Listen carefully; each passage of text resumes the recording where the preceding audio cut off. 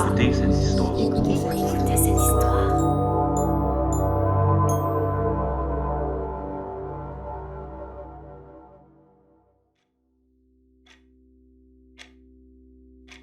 Je maudis cette image que me renvoie le miroir. Chaque jour des rides qui se creusent irrémédiablement, chaque semaine de nouvelles taches sur cette peau abîmée par le temps, chaque mois ces poches sous les yeux qui s'accentuent horriblement. L'idée de mourir ne m'effraie pas, on y passe tous, c'est dans l'ordre des choses, mais la déchéance de mon corps, la faillite de ma virilité et l'écroulement de ma santé, ça, c'est une autre histoire. Un homme d'État a dit un jour que la vieillesse était un naufrage. La réalité surpasse sa citation. Les progrès du transhumanisme ne vont que dans le sens des machines et de l'intelligence artificielle. Et cela me terrorise autant que le flétrissement de ma chair. J'attends que la recherche mette au point un processus bien plus adapté à ce que je souhaite, une solution qui garantit mon intégrité physique tout en stoppant sa faillite corporelle. Lorsque j'ai reçu cette publicité dans ma boîte mail, j'ai d'abord cru à une arnaque. Puis j'ai visité des sites qui répertorient la véracité et la légitimité des produits proposés et les témoignages m'ont convaincu. J'ai l'impression d'avoir à nouveau 20 ans, explique cette grand-mère qui possède un physique de mise de concours. Je cours plus vite que mes petits-enfants, assure cet homme dont la photo avant et après la prise de ce médicament lui rend une 50aine d'années et attise ma jalousie. La posologie affiche une simplicité surprenante. Le Galive se présente sous la forme de pilules. Une prise quotidienne déclenche la production d'une enzyme au nom imprononçable dans la partie du lobe temporal du cerveau. La chimie agit sur les neurones de la mémoire et de l'émotion. La suite de l'explication utilise des mots que je ne connais pas et dont je me fous. Seul le résultat m'importe. Le renouvellement des cellules s'effectue pendant les phases de sommeil, lorsque le corps se repose et peut ainsi se régénérer grâce au Galive. Et lorsque j'estimerai être revenu à l'âge idéal, il suffira de prendre la pilule qui stoppe le mécanisme de rajeunissement. Je commande dans la foulée. L'ordre d'achat indique une livraison le 12 avril. Une semaine à attendre. L'impatience me torture et je compte les jours et les nuits avant de recevoir mon colis.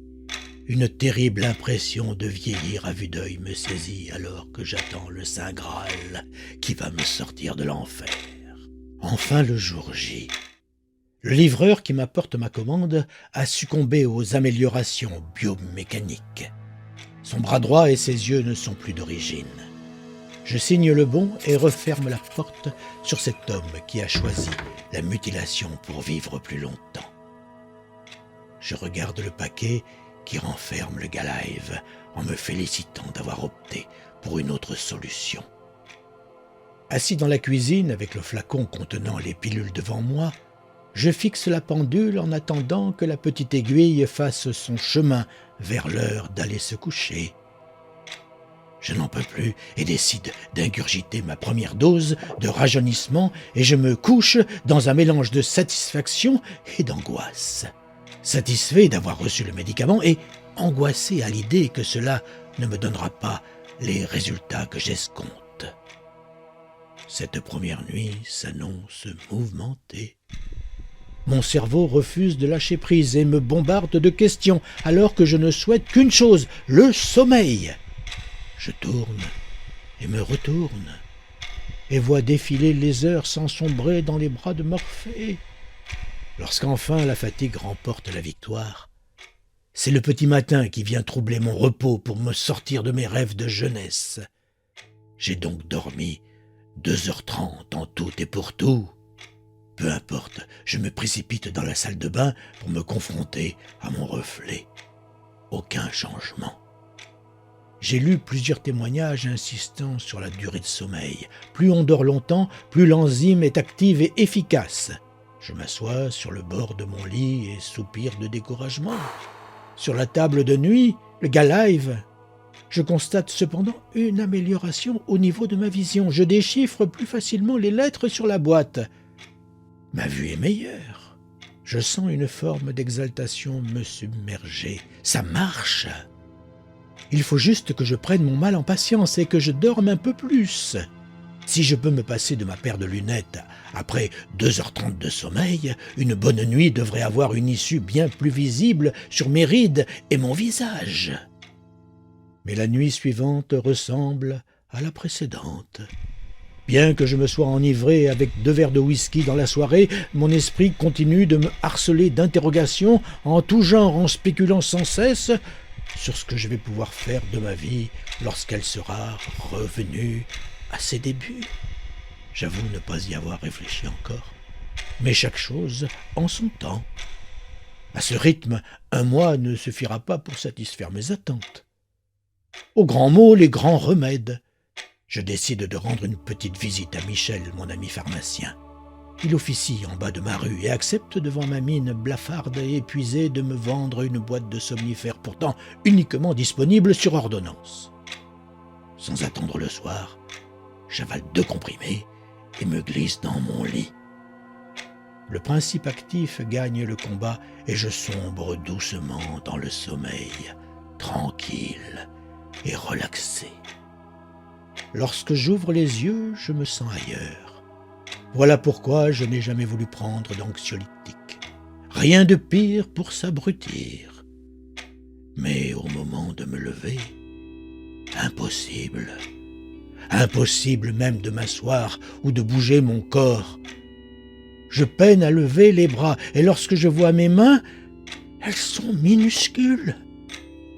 Que m'arrive-t-il ? Cette fois, l'angoisse laisse place à la peur.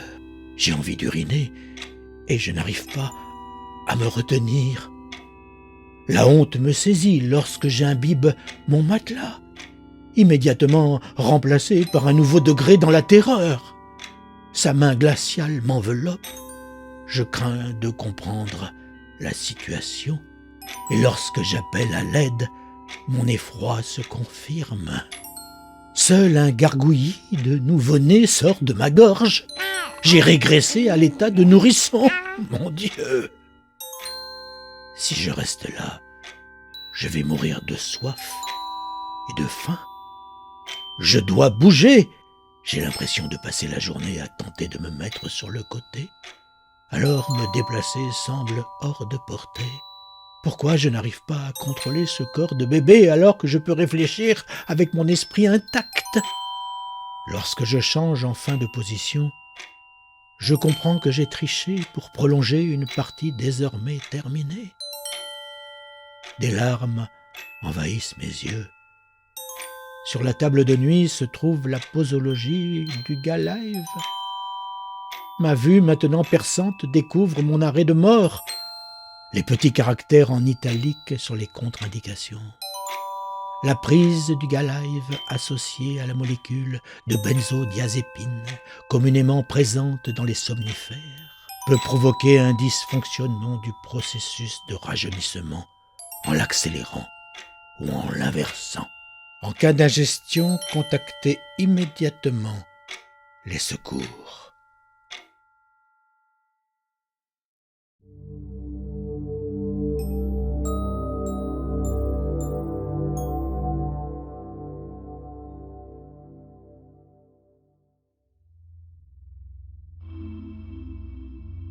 Vous venez d'entendre Mort de jeunesse, une nouvelle inédite d'Olivier Krauck. Narration Serge Cazenave. Sound design Meryl M. Réalisation Mehdi Marion. Merci d'avoir écouté cette histoire.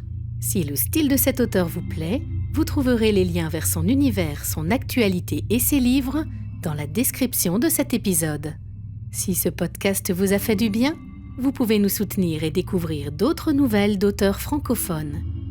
Abonnez-vous, offrez-nous des étoiles sur Apple Podcast, commentez et n'oubliez pas que les meilleures histoires se partagent. Merci beaucoup, à très bientôt.